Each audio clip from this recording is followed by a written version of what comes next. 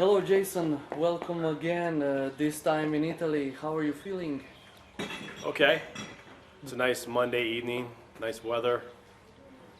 The- Nice to be here again. The Looking tour, forward. the tour so far has been going great. Well, yeah, it's not really a tour. We're just over here for a week doing some festivals. So we have these 5 shows where we're doing headlining shows between the fests. Mostly South Central and Eastern Europe. Sarajevo here in Italy, but we're heading east to Sarajevo, and then Bucharest, Romania, Sofia, Bulgaria, Kosice in Slovakia. So Do you have any expectations, considering that some places you'll be playing there for the first time, some countries you will be visiting for the first time? the only one that'll be the first is Sarajevo. We haven't played in Bosnia. We played in Croatia in 2007, I think. That was cool. So we're gonna do Sarajevo tomorrow. That'll be fun. Hopefully we'll have time to walk around the city and see some stuff and meet some people. Okay, so you've been touring for this last album a lot. I guess people are accepting it. The reviews are great. It sounds great. What's your opinion on the success of this last album and everything in your life now, band-wise? Really. We couldn't ask for more. I mean, for playing death metal, with sort of grindy death metal, it's kind of more than we ever expected. We're having a good time, and we're still happy with the album a year later. We're satisfied with that quite a bit. And I think after this tour, after the summer, we're gonna settle down and start writing again and take our time with the next one. This was your also last studio recording with Sparky.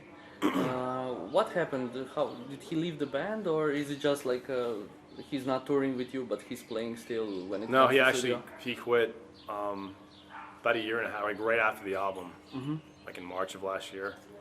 He just got to be not happy with the touring situation, and he had some problems with his arm, with some carpal tunnel, and there was just that, and there were some other disagreements, and it was amicable, and we're just moving ahead. And our new guitarist Darren Morris has been with us for a year now, so. I mean, in life situation, it seems like there are no obstacles whatsoever. He's playing the parts great, but do you think there could be some, like, not problems but challenges when you're writing music for the next album or split EP or something like that with the new? We did record a new single a few weeks ago, or a few months ago, called Siberian. It's going to be on a split 7-inch with lockup, and that'll be out in a month or two. And that'll also have a digital download option, but it's going to be a charity single for Amnesty International. But that aside, we want to take a lot longer time to write the next album. We don't want to put the same album out again. So I think we're not going to change our sound necessarily, but we really want to expand it and maybe do a longer album next time, something maybe an hour of music, and just have different types of songwriting styles and get into some other areas we can explore. So. Okay, you mentioned Amnesty International. You're also actively cooperating with them, you personally, right? I'm just a donating member. And we had the single, and we were like, okay, well, it's going to be on 7-inch, so we should have some kind of digital option for people who don't do the record player or whatever. So I contacted Amnesty, and they have like a music department who like works with this kind of stuff. And the song is called Siberian, and it tells a story of like a political prisoner who's trying to escape a Soviet labor camp during the Cold War. So it has kind of a human rights angle to it, so it kind of fit with that a little bit. So. Is it in any way inspired by what is happening to the soldier who apparently got the information out that started this whole WikiLeaks going on? The guy who is now imprisoned, I don't know. Yeah, Bradley Manning. Yeah. Well, that's all wrapped up in it. It's also the uprisings in North Africa and the Middle East, especially in Syria, which has had the most violent response to the protesters. I think 700 or 900 people have been killed for protesting peacefully. So that kind of stuff. You know, I know in metal it's not really a concern for a lot of people, but it's just something more interesting for us to get into, I guess. How do you avoid like being a preacher on the stage, but just being a person who invokes these topics to think about, to present them to the listener, and then make them like research them if they want to, or do something? Exactly. About The show it's all about having fun and playing death metal and rocking out and having some drinks and having a good time. The music's the first thing with us. The music's always been first. We've always felt like songwriter, like the music is the most important thing. The lyrics come second as sort of like something we add to it just to make it more interesting, because if we're up there every night screaming and stuff, we want to be sincere about what we're talking about rather than just fantasy themes. So we're more attracted to those reality-based lyrics and stuff.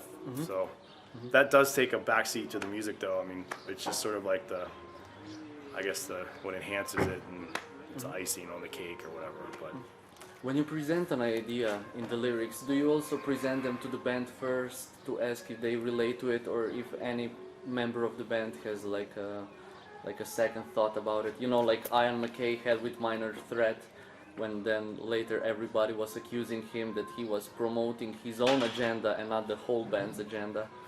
Something like that. yeah, I mean, well, we're all pretty much all on the same page as far as our worldview. And Mark also writes some of the lyrics, and we have pretty much free reign to explore whatever topics, and everyone's been pretty content. There hasn't been any dissent among the ranks or anything. Okay, on this album, the topic of the album, I mean of the song, which titles the album "Here's to Thievery," is about like presenting a darker side of the coin of the American history, of the Northern American history. How was it for you as a person, like when you were a kid, reading all those books about the great forefathers and glorious discoveries of the West, and then like finding out what was actually going on with What's always, you know, more interesting, because every country wants to give some sense of pride in creating these kind of mythical past of their history. Every country in the world, it's necessary for a functioning nation state, I guess, to have this unified, unified public who are all on the same page about their country and their history. And that's the target audience, of course, is the children in schools, and they're taught, the songs and the stories of the heroes of the country's past. And a lot of them are very valid and very interesting and noble even. But there's also anything that goes against that sense of nationalism is sort of like swept under the rug and put away.